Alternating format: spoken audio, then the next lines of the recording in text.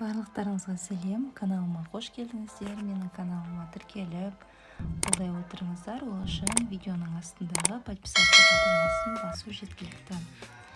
Бүгін оразаның 10-шы күні, тұтқан оразаларыңыз қабыл болсын.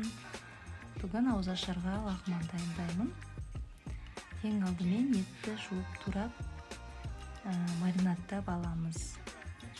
Ол үшін үстіне біраз қасық ұн, 2 ас қасық соевый соус құйып, араластырып, бетін жауып 1 сағатқа қалдырамыз.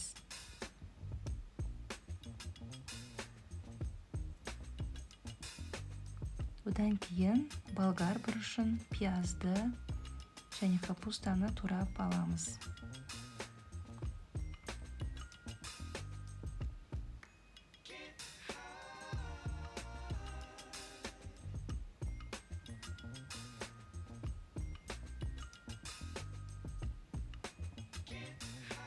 Бұл жерде пекин капустасымен жасалынады. Мен кәдімгі капустаны турап салдым.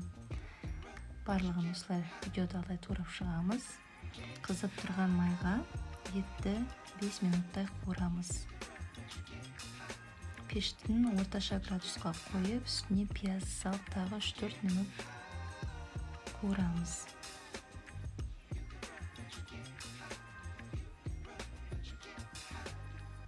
Одан кейін үстіне соевый соус құйып, үстіне капуста мен болгар бұрышын саламыз.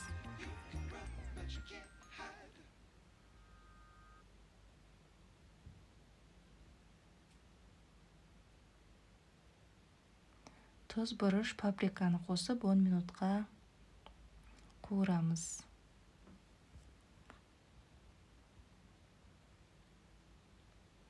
Одан кейін дайын лағман кеспесін салып 2-3 минуттай бұқтырамыз.